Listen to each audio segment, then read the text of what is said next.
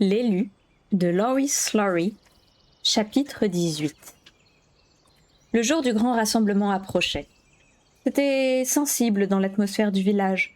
Les gens terminaient ce qu'ils avaient commencé et ne se lançaient pas dans de nouvelles entreprises. Kira remarqua qu'à l'atelier de tissage, les étoffes étaient pliées et empilées, mais que les métiers n'avaient pas été renvidés. Le niveau du bruit avait baissé. On eût dit que les gens, absorbés par leurs préparatifs, refusaient désormais de perdre leur temps à se chamailler. Certains se lavaient. Thomas, enfermé dans sa chambre, polissait et repolissait avec le plus grand soin le bâton du chanteur. Il le nourrissait d'huile qu'il faisait pénétrer en frottant avec un chiffon doux. Patiné, doré, le bois commençait à prendre de l'éclat et à répandre un doux parfum. Matt n'était pas revenu. Cela faisait plusieurs jours qu'il avait disparu. La nuit, avant de dormir, Kira prenait le petit tissu qui avait si souvent calmé ses frayeurs et parfois même répondu à ses questions. Elle l'entortillait autour de ses doigts en pensant très fort à Matt. Elle se représentait le petit garçon rieur et cherchait à découvrir où il pouvait être et s'il était en sécurité. Le bout de tissu la rassurait, la consolait, mais ne lui donnait aucune réponse. Pendant la journée, ils entendaient de temps à autre la voix de Jo, la petite chanteuse. Les pleurs avaient cessé. Le plus souvent ne leur parvenaient que les monotones exercices de chant, les mêmes phrases répétées à l'infini. Et puis, quelquefois, comme si on lui avait accordé un moment de liberté, la voix pure s'envolait dans des mélodies lyriques que Kira écoutait religieusement, le souffle coupé. Je vais terminer.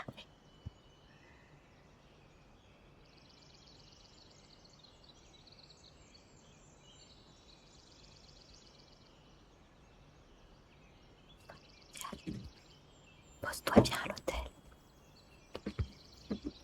La nuit, elle se faufilait en bas avec la fameuse clé et allait voir la petite. Jo avait cessé de réclamer sa mère, mais elle s'accrochait à Kira dans l'obscurité. Elles se racontaient toutes les deux de petites histoires et de petites plaisanteries à voix basse. Kira brossait les cheveux de Jo. « Est-ce que je pourrais cogner le plafond avec la brosse si j'en aurais besoin ?» lui rappela-t-elle une nuit en regardant le plafond. « Oui, et on viendrait, » répondit Kira en caressant la douce joue. « Veux-tu que je te chante un petit chant ?» demanda Jo. « Un jour, mais pas maintenant, » répondit Kira. « Il ne faut pas faire de bruit la nuit. Mes visites ici doivent rester un secret. »« J'ai inventé une chanson, » dit Jo. « Et un jour je te la chanterai fort affreux. »« D'accord, » dit Kira en riant. « Le grand rassemblement, c'est bientôt ?» lança Jo un autre soir d'un air important. « Oui, je sais. » « Dis que je serai juste devant. »« Magnifique, tu pourras tout voir. Tu pourras voir la robe du chanteur. Je suis en train d'y travailler. Elle a de merveilleuses couleurs. » « Quand je serai chanteuse, » confia la petite, « alors je pourrai recommencer à chanter mes petites chansons à moi, si j'ai bien appris les vieux chants. » Quand Jamison entra dans sa chambre, Kira lui montra que la restauration de la robe était achevée. Il était manifestement satisfait de son travail. Ensemble, ils étendirent la robe sur la table, la retournèrent, mettant à plat plis et revers, examinant les points compliqués et les tableaux qu'ils formaient. « Tu as vraiment fait un excellent travail, Kira, » dit-il, « particulièrement ici. » Et il désignait un endroit de la robe qui lui avait donné beaucoup de mal. C'était un tableau minuscule, certes comme l'était chaque scène brodée, mais néanmoins d'une grande complexité. Il représentait, dans un camailleux de gris, des édifices très élevés qui s'écroulaient sur fond d'explosions ardentes. Kira avait assorti des orangés et des rouges de différentes nuances et trouvé les divers gris qui convenaient pour la fumée et les bâtiments. Mais broder cette scène lui avait posé des problèmes, incapable qu'elle était d'imaginer l'aspect de ces édifices. Jamais elle n'en avait vu de semblable. Elle ne connaissait que le palais où elle vivait et travaillait, et il était relativement petit en comparaison. Ceux du tableau, avant de s'effondrer, semblaient s'être élevés dans le ciel à des hauteurs vertigineuses, infiniment plus haut que tous les arbres qu'elle avait jamais vus. C'était la partie la plus difficile, dit-elle à Jamison, et la plus compliquée. Si au moins j'en avais su davantage sur les édifices et leur histoire, peut-être que... Elle était embarrassée. J'aurais dû écouter plus attentivement le chant de la catastrophe chaque année, avoua-t-elle. Quand il commençait, j'étais toujours tellement excitée, Et puis mon esprit se mettait à vagabonder et je n'écoutais plus très bien. Tu étais très jeune, lui rappela Jamison. Et le chant est très, très long. Personne ne l'écoute vraiment de bout en bout, surtout pas les minots. Cette année, je le ferai, dit Kira avec élan. Cette année, je lui prêterai une attention particulière, car je connais parfaitement tous les épisodes, en particulier celui où les édifices s'écroulent. Jamison ferma les yeux. La jeune fille vit ses lèvres remuer en silence.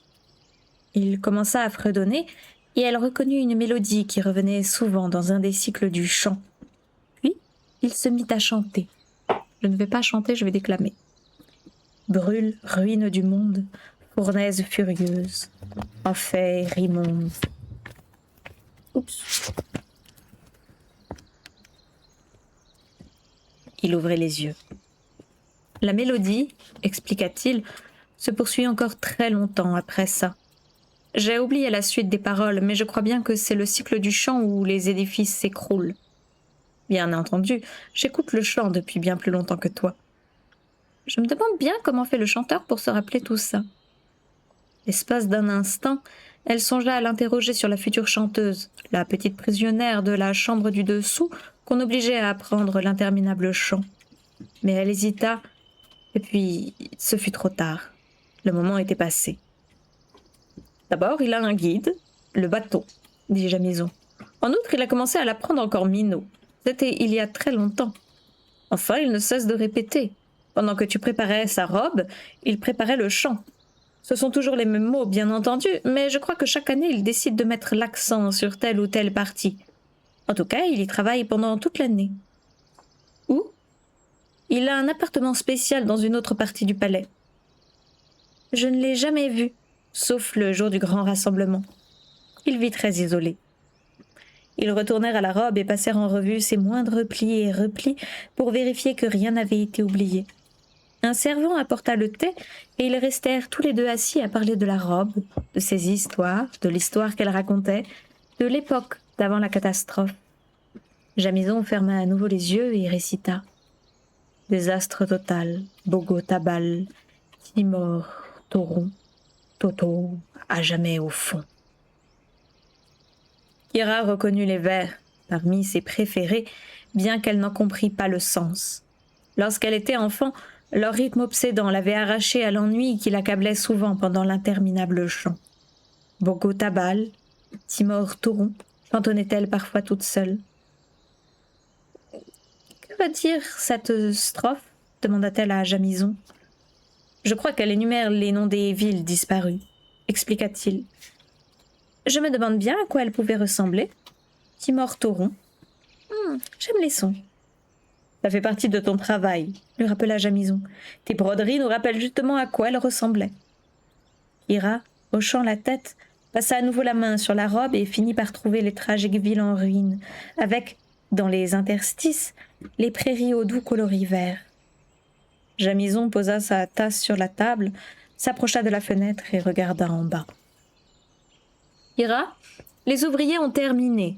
Après le grand rassemblement, tu pourras commencer à teindre de nouveaux fils à broder pour la robe. En entendant ces mots, Kira, consternée, leva les yeux vers lui dans l'espoir qu'il ne s'agissait que d'une petite plaisanterie.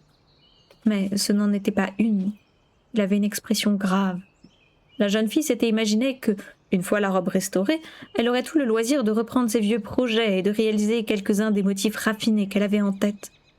Quelquefois, ses doigts brûlaient du désir d'y travailler.